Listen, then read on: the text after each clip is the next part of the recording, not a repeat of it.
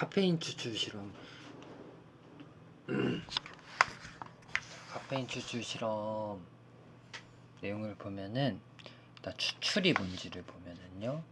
일단 추출이란 거는 정의가 용매를 사용하여서 혼합물 속에서 어떤 특정한 성분만을 용해하여 분리하는 조작이다. 이런 정의를 갖고 있어요. 자, 카페인 추출을 예로 들어서 보면은 우리는 어떤 혼합물 오늘 사용할 거는 홍차 잎을 사용할 거예요. 그래서 홍차 티백을 사용할 건데 그게 이제 차나무의 이파리거든요. 그래서 차나무가 뭐냐 이러면 이제 카멜리아 시네신스라는 족에 속한 어떤 나무들을 전부 통칭을 하고,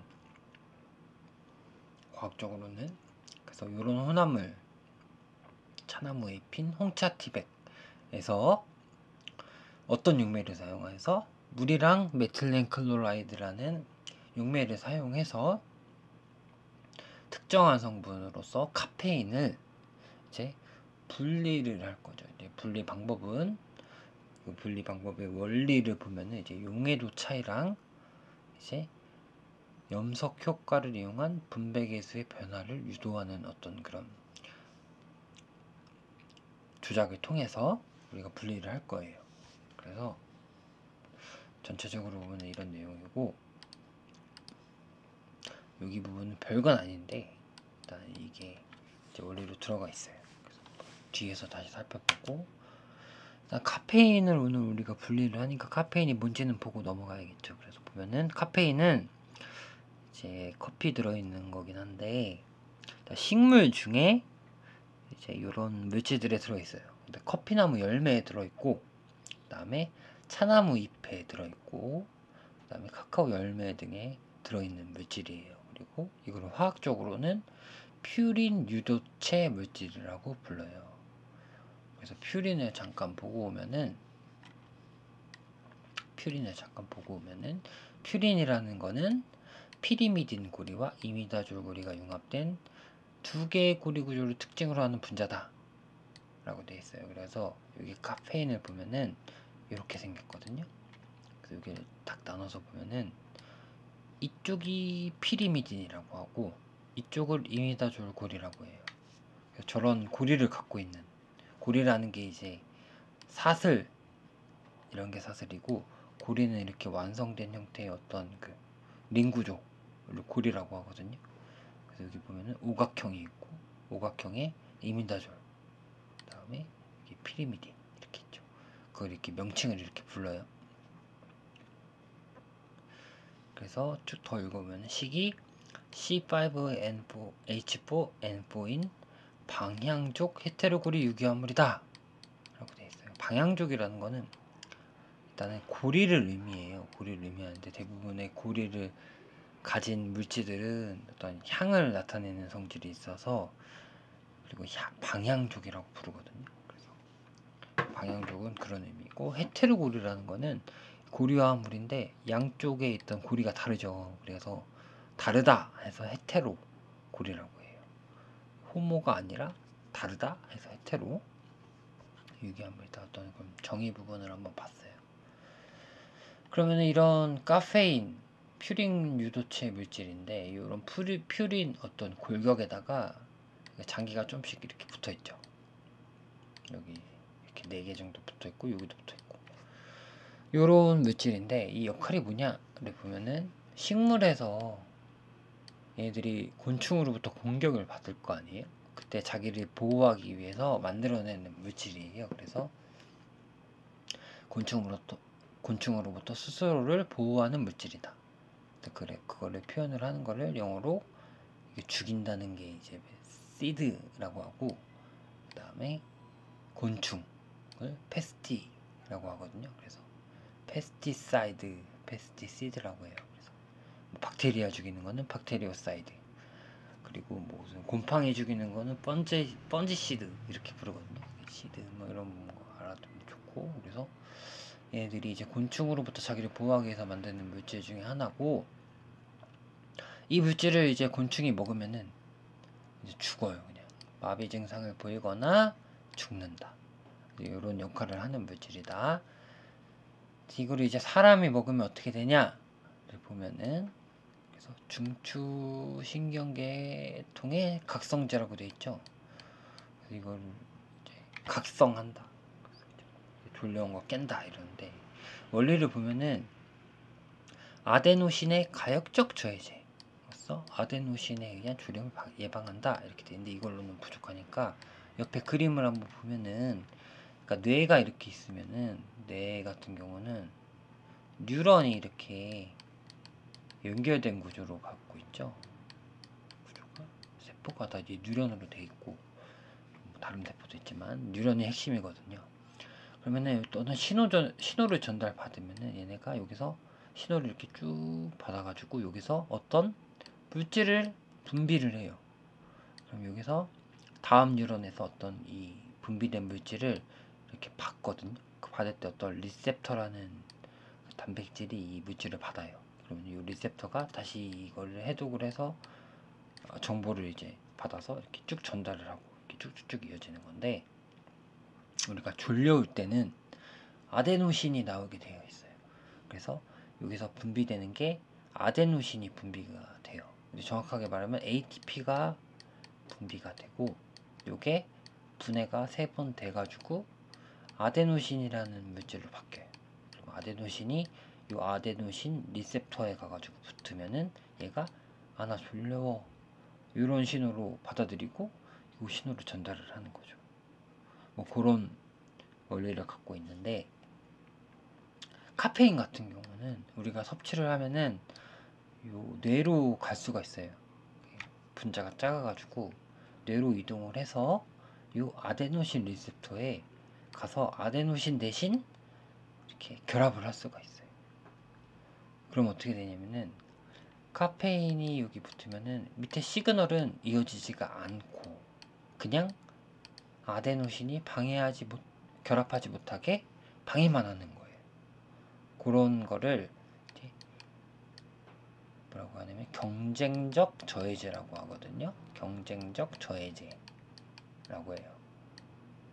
그래서 그런 역할을 하는 애예요. 그러면은 이제 카페인을 먹으면은 이 아데노신 리셉터에 결합하는 걸 막아서 이 졸렵다는 신호를 전달하는 걸 방해를 하는 거죠. 그래가지고 우리가 각성제로 쓰이는 거고. 그래서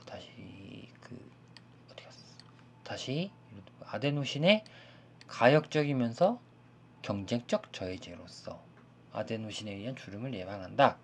이런 이제 효과를 갖고 있어요. 우리한테는 가역적이라는 거는 붙었다가 떨어질 수가 있다는 거죠. 그죠? 왔다 갔다 할 수 있다. 그 반대는 이제 비가역적. 한번 붙으면 땡. 그런 건 좀 무서운 물질이죠. 비가역적인 거는. 어쨌든 그렇고, 이제 결론은 이렇다. 이제 카페인은 그런 역할을 한다. 오늘 이제 카페인 추출하니까 한번 봐봤고, 그 다음에 이제 실험 과정을 보기에 앞서서 좀 새로 나오는 것 몇 개를 보면 분별 깔때기를 이용을 할 거예요. 그래서 분별 깔때기 사용법을 간단히 보면은, 일단 용도부터 볼게요. 용도는 뭐냐? 이제 서로 섞이지 않고 밀도 차이가 있는 두 액체의 혼합물을 분리하는 데 사용되는 어떤 용도를 가지고 있어요. 그래서 사용법을 보면서 보면은, 1번 분별 깔때기에 서로 섞이지 않는 액체 혼합물을 넣은 후 마개를 닫는다. 그리고 여기다가 예를 들어서 물이랑 기름을 넣는 거죠. 그럼 둘은 안 섞이죠. 얘는 완전 극성이고 얘는 비극성이니까 좀 안 섞일 텐데, 얘네 둘이 밀도도 다르단 말이에요. 그러면 중력에 의해서 기름이 가볍거든요. 그럼 기름은 위에 이렇게 형성이 될 거고 물은 밑에 형성이 될 거예요. 서로 섞이지도 않기 때문에 결국에는 물은 위로 갔고, 그죠? 그 다음에 분별 깔때기를 거꾸로 세워 위아래로 흔들어준다. 그러니까 이거는 이제 일단 흔들어주는 거죠. 그 다음에 이제 서로 분리되도록 냅두는 거고, 일단 흔들어줄 때 뚜껑을 잘 닫고 보통은 거꾸로 들고 여기서 흔들어주는 거예요. 그죠? 이렇게. 왜냐면은 밑에는 콕이죠. 콕이기 때문에 온오프가 잘 되도록 만들어져 있어요. 그렇기 때문에 정상적인 상태로 세워서 흔들면은 밑에가 빠질 수도 있겠죠. 그렇기 때문에 무조건 거꾸로 세워서 흔들어주는 게 더 좋아요. 그래서 거꾸로 흔들어주면 서로 섞일 거고, 그 다음에 여기다 놓고 이렇게 3번 보면 분별 깔때기를 링에 올려놓고 층이 이제 시간을 두고 냅두면 나누어질 거예요. 몇 도 차이에서. 그러면은 이렇게 층이 여기 보면 이렇게 구분돼 있죠. 그럼 밑에 거가 빠질 때까지만 콕을 열어가지고 이렇게 분리를 하는 그런 용도로 사용이 돼요. 그리고 오늘 같은 경우도 그렇고 여기 주의사항에 가로치고 써있는데, 휘발성이 강한 액체를 사용할 경우에는 내부 압력의 증가를 막기 위해서 흔드는 중에 콕을 열어 발생한 기체를 내보낸다. 이거는 뭐냐면은 오늘 같은 경우는 물이랑 메틸렌 클로라이드라는 물질을 사용을 할 거예요. 근데 이제 메틸렌 클로라이드 같은 경우는 끓는 점이 37.9도 정도로 굉장히 낮아요. 그러면은 우리가 이 흔드는 행동을 통해서 에너지를 공급해 준 것만으로도 얘네가 기화를 할 수 있는 에너지를 받는단 말이에요. 그러면은 얘네가 안에서 기화를 좀 할 거예요. 일부가. 그러면은 압력이 높아지겠죠. 그렇게 되면은 요 콕, 여기 뚜껑 부분이 날아가거나 탄산음료 그 뚜껑 열 때처럼 여기가 이제 빠개지거나 이럴 수도 있단 말이에요. 그러니까 이렇게 휘발성이 강한 액체를 사용할 때는 이제 뚜껑을 이렇게 한번 흔들고 열어주고 이런 식으로 하라는 거죠. 여기 이렇게 유의사항으로 나왔을 정도면은 지켜줘야 되는 거예요. 제가 실험을 해본 결과 좀 압력이 많이 차거든요. 탄산만큼은 아니지만 해주시면 되고, 이런 분별 깔때기 사용법이 있다. 보시면 되고, 그 다음에 오늘은 이제 라텍스 장갑을 전부 다 끼고 실험을 하셨으면 좋겠어요. 왜냐면 이제 메틸렌 클로라이드 같은 경우는 이거는 이제 만약에 손에 묻으면은 이게 독성이 엄청 심한 건 아닌데 그냥 흡수가 돼버려요. 뭐 안 좋겠죠. 우리 백신도 막 맞으면 좋을지 안 좋을지도 모르는데 이게 들어와서 무슨 역할을 할지 어떻게 알아요. 그러니까 일단 라텍스 장갑을 끼고 흡수가 너무 잘 되는 애니까 꼈으면 좋겠고, 그 다음에 탄산칼슘 같은 경우는 따끔따끔할 수가 있어요. 그냥 맨손으로 왕창 만지면은. 그래가지고 이런 물질들을 사용하기 때문에 여러분들이 라텍스 장갑을 꼭 끼고 오늘 실험을 하셨으면 좋겠어요. 그래서 적어놨고, 그 다음에 에멀전이라는 개념을 적어놨는데, 이거는 일단은 오늘 물이랑 뭐였죠? 메틸렌 클로라이드, 그죠? 메틸렌 클로라이드를 두 개를 섞잖아요. 근데 얘네들이 완전히 그 물 기름처럼 완전히 분리되는 애들이 아니에요. 왜냐면은 이 극성에 따라서 분리가 되는 건데, 물 같은 경우는 극성이 가장 높은 물질이죠. 근데 거기에 비해서 메틸렌 클로라이드는 극성이 약해요.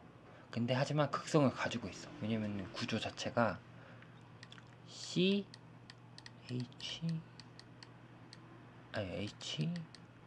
CL 이렇게 있거든요. 그럼 전자가 이렇게 치우쳐져 있단 말이에요. 그죠? 여기 마이너스 되는 걸 좋아하니까. 그죠? 전자가 이쪽으로 쏠려 있고 이쪽으로 쏠려 있고, C랑 H를 보면 이쪽으로 쏠려 있고 이쪽으로 쏠려 있고, 그래서 그러니까 극성을 조금만 띈단 말이에요.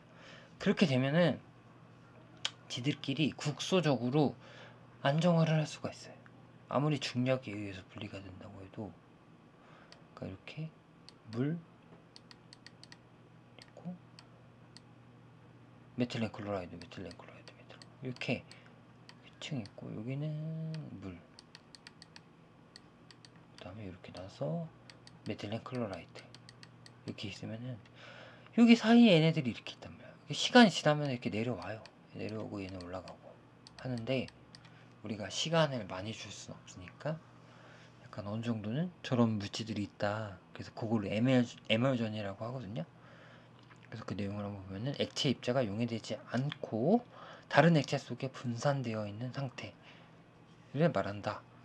그래서 이런 거를 에멀전이라고 한다. 그래서 그 다음에 쭉쭉쭉 있는데, 이렇게 중요한 건 없고, 뭐 유탁액 뭐 이런 건데, 유탁질 이렇게 있는데, 뭐 이거는 넘어갈게요. 그러니까 점도에 따라서 유동성이 있다는 거는 밀도 차이가 별로 안 나면은 마치 피 혈액처럼 단백질이 유탁질 상태거든요. 지금 에멀전 상태란 말이에요. 에멀전 상태에서 이동을 자유롭게 할 수 있는 거를 유탁액이라고 특별히 부른다는 건데, 이게 지금 원리를 그냥 그대로 가져오다 보니까 이게 내용이 있는데 별로 중요하지 않을 것 같아서 빼자 그냥. 잠깐만요. 뺍시다. 괜히 시간만 잡을 거니까. 그 다음에 에멀전에, 그래서 에멀전이 중간에 형성이 될 텐데, 이거를 가벼운 충격을 주거나 전해질 등에 가요 도형의 극성 차이를 크게 만들어주면 에멀전을 줄일 수가 있어요. 그래가지고 우리가 중간에 에멀전 층이 있을 때 그 기타란 어떤 도구를 이용해서 이렇게 콕콕 찝어주면은 얘네가 풀려요. 근데 뭐 그렇게까지 오늘 안 해도 돼요. 그래서 그냥 근데 이게 심하게 있고 너무 많다 그러면은 이렇게 물리적인 충격을 줘서 이렇게 물 있고 시시시 있을 때 얘네를 이렇게 부셔주는 거죠. 얘도 그 동력을 제공해 주는 거죠. 그러면은 얘네가 이렇게 올라간다. 그럼 얘는 다시 떨어지고, 이런 식으로 이렇게 해서 풀 수가 있다. 그래서 그런 내용이 있어서 한번 얘기를 해봤고, 에멀전의 예로서 이제 물과 기름, 어디 갔어요? 물과 기름, 우유가 대표적이죠. 마요네즈, 버터, 마가린, 혈액도 있고 이런 게 있다. 이렇게 보고 넘어가면 됩니다. 자, 그래서 실험은 어떤 내용이냐? 일단 뒤에 좀 자세하게 보기 전에 크게 한번 보면은 여기를 보고 합시다. 일단은 우리가 혼합물이 뭐죠? 홍차 잎이죠. 홍차 잎. 거기서 모든 물질을 이제 끄집어내야 돼요. 카페인만 끄집어내는 게 아니라 그런 방법은 없기 때문에 홍차 잎에서 그 물질을 다 끄집어내야 돼요. 그때 사용하는 방법이 이제 가열을 할 거예요. 그러니까 일단은 크게 보면은 홍차 잎에는 어떤 세포 구조를 가지고 있죠. 세포 구조는 뭐냐? 어떤 그 막, 우리가 베리어로서 세포 벽이나 세포 막을 같이 가지고 있단 말이에요. 거기를 느슨하게 만들어서 거기 안에 있는 물질, 카페인이 포함된 그 안에 있는 물질들을 끄집어내야 된단 말이에요. 그거를 할 때 일단 물에 넣고 가열을 하면은 그 에너지가 전달이 되면서 그 세포막이나 세포벽의 그 물질들한테도 진동이 전달이 되겠죠. 그러면은 그 물질들이 진동을 하다 보면은 이렇게 벌어지면서 그 안에 있는 물질들이 밖으로 나오게 되겠죠. 그래서 우리가 가열을 통해서 이렇게 내부의 물질을 끄집어내는 거죠. 또 다른 방법으로는 물리적인 방법이 있어요. 힘을 가하는. 그래가지고 이렇게 절구를 빻는다던가 아니면 호모지나이저로 막 가른다던가 뭐 그런 방법을 쓸 수도 있고, 세 번째로는 이 세포벽이나 세포막을 구성하는 물질과 비슷하면서 좀 큰 물질, 그걸 이제 디터전트라고 하거든요. 그런 디터전트를 써서 이 경계선을 허무는 그런 화학적인 방법도 있고, 근데 오늘은 가열을 할 거다. 가열을 해서 안에 있는 물질을 끄집어낼 거다. 그게 이제 첫 번째 단계예요. 그래가지고 크게 보면은 이렇게 준비를 하고 이렇게 가열을 하는 거죠. 첫 번째 단계 가열을 해서 끄집어낸다. 그 다음에 이 물질을 이 분별 깔때기에 놓고 우리가 카페인이 어디에 녹아요? 메틸렌 클로라이드에 잘 녹는단 말이에요. 물에도 좀 녹지만 메틸렌 클로라이드에 잘 녹기 때문에 이 메틸렌 클로라이드를 좀 넣어줄 거예요. 그래서 20ml 정도를 먼저 넣어주고 이거를 막 흔들어주는 거죠. 그러면 카페인이 물속에 녹아있던 카페인이 이 메틸렌 클로라이드로 상당수 이동을 하겠죠. 그러면은 그거를 분리를 하면 돼요. 그리고 메틸렌 클로라이드랑 물이랑 밀도 차이가 나기 때문에 물이 요 위에 있고 메틸렌 클로라이드가 요 밑에 위치하는 형태로 시간이 지나면 바뀔 거예요. 흔들어준 다음에 그냥 냅두면은 중력에 의해서. 그래서 여기 층이 갈리면은 요 밑에 부분만 이렇게 받아내는 거예요. 그죠? 그게 두 번째고, 그 다음에 세 번째로는 증발시키면 돼요. 이 분리된 요 물질을 가져다가 이제 증발을 시키면 돼요. 이 메틸렌 클로라이드의 그 끓는 점이 37.9도 정도로 굉장히 낮기 때문에, 그래서 물 중탕을 한 상태에서 끓여주면은 이제 증발이 금방 되거든요. 한 10분 정도면. 그리고 남은 거를 이제 관찰을 하고 무게를 재면 됩니다. 그러니까 이제 하나하나 살펴보기 전에 전체적으로 보면은, 다시 얘기하면은, 끓여서 이파리에 있는 거를, 내용물을 다 끄집어내고, 그 다음에 그거를 이제 물 상태에 녹아 있겠죠. 그거를 이제 분별 깔때기에 넣고, 그 다음에 메틸렌 클로라이드라는 새로운 용매를 추가를 하고, 그걸 섞어가지고 카페인이 좀 더 잘 녹을 수 있는 메틸렌 클로라이드로 이동하게 만들어준 다음에 층분리가 될 때까지 기다려주는 거죠. 그 다음에 층분리가 되면은, 어디 갔어? 층분리가 되면은 그 밑에 층이 뭐죠? 메틸렌 클로라이드를 분리를 해서 그거를 이제 거기 안에, 그런 메틸렌 클로라이드 안에 카페인이 녹아 있겠죠. 그래서 이제 용매인 메틸렌 클로라이드를 증발을 시켜서 카페인만 남기는 거죠. 이제 그런 과정을 거쳐요.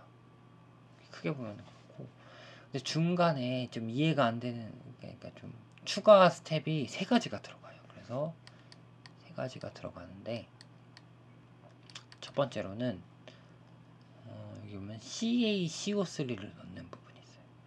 그래서 이게 왜 들어가는지 알아야 되고, 그 다음에 두 번째로는 여기서 NaCl 오모를 만드는데 이거를 어디다 넣느냐면은 여기 그 분별 깔때기에 넣어서 그 밀도 차이로 분리를 할 때 넣거든요. 그래서 NaCl을 왜 넣는지, 그 다음에 세 번째로 보면은 무수황산 나트륨을 넣는 과정이 있어요. 그래서 무수황산 나트륨을 왜 넣는지를 추가적으로 일단 이해를 하고 실험을 하면 더 좋겠죠. 그래서 그 부분을 한번 살펴볼게요. 그 부분을 보고 그 다음에 전체적인 실험 과정을 한번 보면은 좀 나을 것 같거든요. 그럼 보면은 일단은 CaCO3를 넣어주는 이유는, 우리가 어느 단계에서 넣어주냐면 이제 물에서 끄집어 넣을 때 넣어주거든요. 이파리에서 그 내용물을 싹 다 끄집어낼 때 물로. 그 왜 넣어주냐 봅시다. 그러면 차나무 잎에서, 홍차에서 카페인의 질량비는 3에서 5%다. 그러니까 100g 있으면은 이 중에서 카페인이 이 정도 된다. 3에서 5g 정도 되는 양인데, 그래서 증류수에 넣고 가열을 하면은 그 세포벽이나 세포막이 느슨해지면서 안에 내용물이 나와서 물로 이동하겠죠. 그죠? 증류수로 이동을 하겠죠. 물론 증류수에 녹는 애들이 있을 거고 안 녹는 애들이 있을 거예요. 그래서 녹는 애들은 물에 녹아서 이렇게 있을 거고, 그 다음에 아닌 애들은 가라앉을 거고, 거기에 플러스로 일단 물에 녹는 물질을 보면은 유기산이나 탄닌 등을 포함해서 여러 가지가 있을 거예요. 되게 많은데, 일단 이런 대표적인 두 가지 플러스 알파 이렇게 있는데, 요것들이 다 물에 녹아 있겠죠. 근데 우리가 그 중에서 카페인을 메틸렌 클로라이드를 이용해서 분리를 하잖아요. 근데 메틸렌 클로라이드에 다른 물질들은 안 녹는데 탄닌도 녹는다는 거죠. 카페인만 녹으면 좋은데 이 분리되는 물질 중에 탄닌도 같이 녹는 거예요. 그죠? 그래서 이대로 하면은 탄닌도 같이 분리가 된단 말이에요. 그러니까 탄닌을 우리가 없애줘야 돼. 그죠? 그래서 메틸렌 클로라이드에 녹이기 전에 없애줘야 되는 거죠. 그래서 그거를 말로 표현하면은 카페인 추출을 위해서는 탄닌을 제거해 줘야 된다 이렇게 적어놓은 거고, 그래서 탄닌을 제거할 수 있는 방법을 찾아봤는데 옛날에 이제 사람들이 다 조사를 해놓은 거죠. 그래서 탄산칼슘과 반응을 시키면은 탄닌이 글루코스라는 물질이랑 갈리에시드로 분리가 된다, 분해가 된다. 이걸 우리가 알았던 거예요 나중에. 그래서 얘를 넣어서 이렇게 분리를 하는데, 다행히도 이 글루코스라는 이 분해돼서 생성되는 이 글루코스라는 물질이랑 갈릭에시드 칼슘염이 이제 극성을 띠는 물질이기 때문에 분해가 되면은 메틸렌 클로라이드에는 더 이상 녹지가 않는 거예요. 그럼 해결이 된 거죠. 그래서 그 식을 보면은 이런 탄닌 물질을 에다가 탄산칼슘을 넣으면은 이런 글루코스 이렇게 되고, 이 구조를 보면은 OH기가 잔뜩 있죠. 그러니까 이거는 극성을 띠는 물질이야. 그래서 물에 녹아요, 물에. 그죠? 그 다음에 여기도 보면은 갈릭엑시드라는 물질 보면은 이렇게 차지를 다 띠고 있으니까 극성이고 물에 녹아요. 그래서 이렇게 효과적으로 극성을 띠는 물질을 분해를 하면은 이제 차나무잎 추출물 중에서 메틸렌 클로라이드에 녹을 수 있는 물질은 이제 카페인밖에 안 남는다. 그래가지고 우리가 탄산칼슘을 넣어주는 거다. 언제? 이제 이파리에서 분리할 때 메틸렌 클로라이드랑 섞어주기 전에 미리 그렇게 해주는 거죠. 그리고 이제 가열을 해도 괜찮으니까, 그죠? 가열을 하면은 이 반응이 빨라지니까. 그래서 그냥 가열할 때 넣는 거예요. 그래서 첫 번째로 아까 1, 2, 3번 중에 첫 번째 이걸 넣는 이유는 이런 이유 때문이다. 오케이. 그래서 보시고 넘어가고, 두 번째로 이 NaCl을 넣어주는 과정이 있어요. 언제 넣어주냐면은 이 분별 깔때기에 아까 그 증류 가열을 통해서 분리한 식물 추출물이 잔뜩 들어있을 때 그거를 분별 깔때기에 넣고 거기다가 메틸렌 클로라이드를 넣죠. 그때 우물 NaCl도 같이 넣어준단 말이에요. 근데 그 이유가 뭐냐 이해하려면 하나씩 보면 됩니다. 우선은 분배 개수라는 자, 두 번째로 이제 우물에 NaCl을 넣어주는 이유를 한번 볼게요. 일단 결론부터 얘기하면은 우리가 카페인이 물에도 녹을 수가 있죠. 그러면은 물에 대한 용해도를 낮춰줘야 된단 말이에요. 그러려고 넣어주는 거고, 왜 넣어주는 NaCl이냐? NaCl 같은 경우는 물에 녹으면은 바로 이온화를 하죠. 1쪽 7쪽 물질이니까 Cl 같은 경우 7쪽이고 Na는 1쪽이고, 그러면 얘네들은 물이랑 너무 친하단 말이에요. 그래가지고 우선적으로 물과 결합을 해요. 근데 그럼으로써 카페인이 물과 결합을 할 수가 없는 거죠. 그런 거를 얘기하는 거거든요. 근데 그때 이제 필요한 개념들이 이제 과학적으로 설명을 하려면은 분배계수라는 거랑 염석 효과가 이제 나오는 거예요. 그래서 그 부분을 간략하게 살펴보면은, 자, 두 용매에 녹아 들어간 용질의 상대적인 비율을 분배계수라고 해요. 그래서 예를 들어서 한번 봅시다. 서로 섞이지 않는 두 액체 A와 B, 예를 들어서 물과 메틸렌 클로라이드가 두 액체층을 이루고 있을 때, 액체층을 이루고 있겠죠. 그때 두 액체에서 다 녹을 수 있는 용질인 우리가 지금 카페인을 넣어주면은 이 용질은 두 액체층에 분배되어 평형을 이루게 된다. 그래서 예를 들어서 어디 갔어? 이렇게 층을 이룰 텐데 물, 그다음에 메틸 클로라이드, 메틸렌 클로라이드 이렇게 있으면은 여기에 1만큼 넣고 여기에 9만큼 넣는다. 요런 게 있는 거죠. 그래서 요런 상태로 평형을 이루게 된다. 그때 우리가 요 상태를 개념을 지어보자 해서 분배계수라는 걸 쓴 거예요. 그래서 그걸 얘기하면은 평형 상태에서 용매 물과 메틸렌 클로라이드에 용해되어 있는 용질 카페인의 농도를 각각 CA, CB라고 할 때 아래 식처럼 정리할 수 있다. 그래서 요 K, 평형상수 K는 이제 CB분의 CA다. 뭐 이런 식으로 표현을 할 수가 있다. 그리고 이때 그 평형상수 K를 분배계수라고 한다. 그래서 녹아있는 정도를 의미하는 용어를 일단 정의를 했고, 그 다음에 염석 효과라는 거는 아까 말한 것처럼 이제 여기 있는데 카페인이 물이랑 녹아있다는 의미예요. 그러니까 친수 콜로이드 친수성 작용기를 가진 유기물 카페인이 물과 인력이 카페인 같이 물과 인력이 어느 정도 있는 물질은 물 속에서 수화된 상태로 존재한다. 그래서 카페인이 이렇게 있으면은 물이 이렇게 와서 붙는 거예요. 물에 녹아 있는 상태에서는. 그죠? 이 상태에서 다시 다량의 전해질을 가하면, 그러니까 NA나 Cl-를 가하면, 자, 전해질에서 생성된 이온 요 두 개에 의해서 수화가 일어난다는 거는 이 물을 얘네들이 가져간다는 거죠. 그죠? 그래서 이온에 비해 상대적으로 물과 인력이 작은 콜로이드나 유기물, 카페인은 수화되지 못하고 서로 뭉치게 된다. 카페인이 더 이상 있을 곳이 없는 거죠.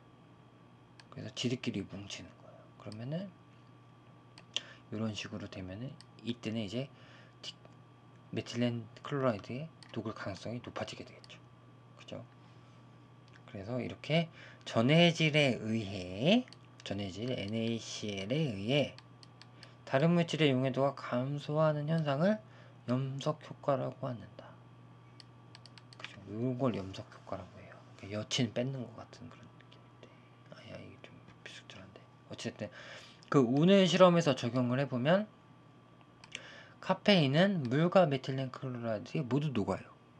물론 메틸렌 클로라이드도 잘 녹지만, 그래서 그 중에서 우리는 물에 녹아있는 카페인을 줄여들이면 성공적인 거죠. 그래서 물에 녹아있는 카페인에 다량의 전해질을 넣어주면은 염석 효과에 인해서 물에 녹을 수 있는 카페인의 양이 줄어든다. 이게 염석 효과. 그죠? 그래서 이거를 이제 과학적으로 다시 마지막으로 표현을 해볼게요. 그러면 카페인은 물과 메틸렌 클로라이드에 모두 녹고 특정 분배 계수를 갖는다. 그죠? 9대 1이라든가 이런 식으로 9, 1이라든가 그래서 9분의 1이라는 값을 갖는데, 이때 여기에 다량의 전해질을 넣어주면은 이 전해질들이 물층에 녹겠죠? 극성을 띠니까 주로 물층에 녹을 거예요.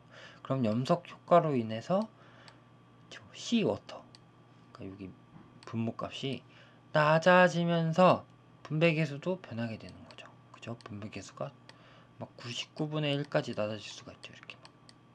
이렇게 낮아진다. 그죠? 그래서 따라서 더 이상 물에 녹을 수 없는 카페인이 메틸렌 클로라이드 용매로 이동을 한다. 이렇게 이동을 한다.